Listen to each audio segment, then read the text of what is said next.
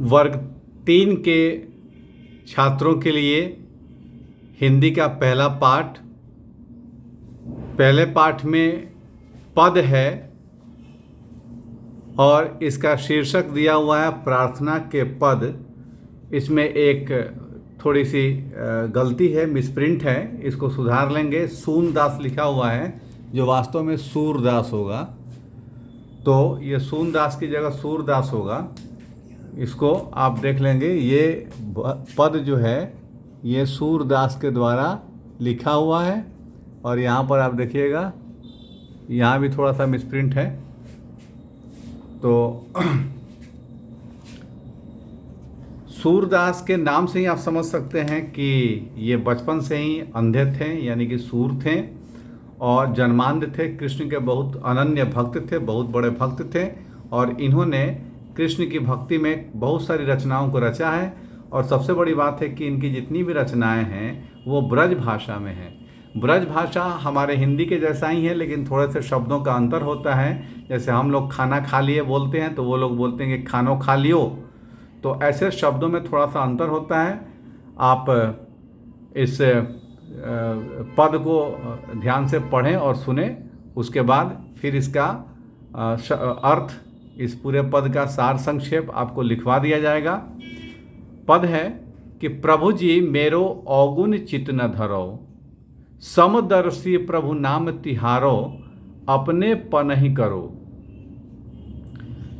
प्रभु, यहाँ प्रभु से संबोधन है श्री कृष्ण के लिए।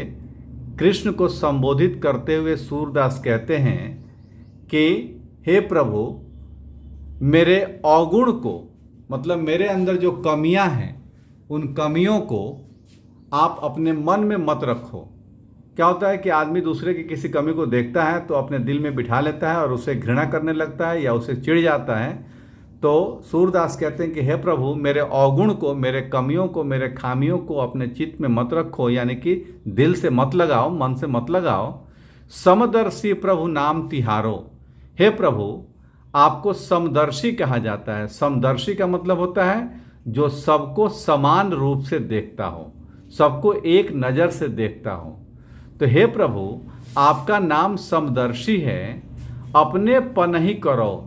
इसलिए हे प्रभु, मेरे लिए एक वादा करो।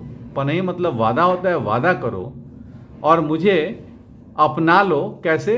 तो तर्क भी दे रहे हैं अपने प्रभु को, श्री कृष्ण को सूरदास तर्क देकर समझा रहे हैं। भक्त अपने भगवान को, अपने प्रभु को तर्क दे रहा है और समझा रहा है कि इक नदिया इक नार कहावत, मैलो नीर भरो। एक पानी का जो बहाव होता है जिसको नदी भी कहते हैं, और एक पानी का बहाव उसको नाला कहते हैं। उस नाला में क्या होता है? मैलो नीर भरो, गंदा जल रहता है। उस नाला में गंदा जल भरा रहता है। लेकिन जब वही नाला नदी में जाकर के मिल जाता है तो क्या होता है? लोग उसे नदी मान लेते हैं और उसको पवित्र मान लेते हैं। कैसे? कि जब मिल के दो एक बरन भय, सुरसरी नाम पढ़ो। जब ये नाला नदी में मिल करके एक हो जाता है, जब मिल के दो एक बरन भय, जब ये मिल करके दोनों एक हो जाते हैं तो इनका नाम पड़ जाता है सुरसरी। सुरसरी कहते हैं गंगा को, और गंगा सबसे पवित्र मानी जाती है।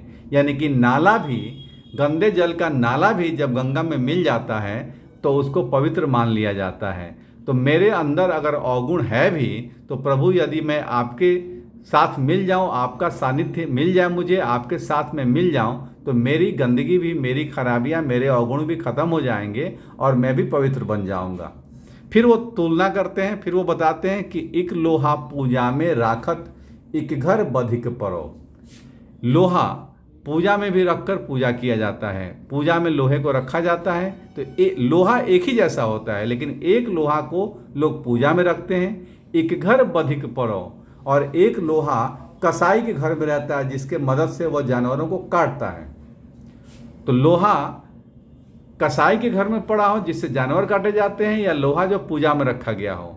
इह दुविधा पारस नहीं जानत, कंचन करत खरो।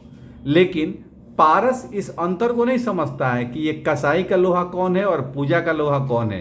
पारस के पास जो भी लोहा जाता है तो बिना किसी अंतर के कि ये कसाई का लोहा है या पूजा का लोहा है, उसको सोना कर देता है। तो जैसे पारस बिना किसी दुविधा के, बिना कोई अंतर किए कि कसाई का लोहा कौन है और पूजा का लोहा कौन है, दोनों को एक नज़र से देखता है, दोनों को एक समान समझ के उस लोहे को वह सोना बना देता है, वैसे ही प्रभु आप भी मेरे अंदर के खामियों को, कमियों को ना देखें और मुझे अपना लें, स्वीकार कर लें कि एक जीव एक ब्रह्म कहावत सूर श्याम झगड़ो, अबकी बेर मोहि पार उतारो, अबपन जात टरो। एक जीव एक ब्रह्म कहावो, ये एक ही जीव है, पूरी दुनिया में एक ही जीवन है, एक ही ब्रह्म है। इसलिए हे सूर आपसे, सूर मतलब सूरदास, मैं प्रभु श्याम से लड़ता हूँ, यानी कि सूरदास श्याम से झगड़ा करने को तैयार हैं। कहते हैं कि हे प्रभु इस बार तो मुझे पार उतार दो, अब ये नहीं टाला जा सकता, अब आप मुझे ऐसे वैसे समझा करके नहीं छोड़ सकते हो, अर्थात मुझे अपने चरणों में ले लो और मुझे मुक्ति दिला दो। तो इसका फिर पूरी तरह से इसका भावार्थ आपको लिख करके अगले कक्षा में दिया जाएगा। जब तक आप इसको एक बार ध्यान से पढ़ेंगे और इसके अर्थ को समझने का कोशिश करेंगे, क्योंकि इसके जो शब्द हैं उनके शब्दार्थ आपके इस पाठ के पीछे दिया हुआ है, इसको आप समझेंगे और फिर अगले बार नेक्स्ट क्लास में इसका भावार्थ आपको समझा दिया जाएगा, लिखवा करके दे दिया जाएगा बोर्ड पर और प्रश्नोत्तर भी करा दिया जाएगा।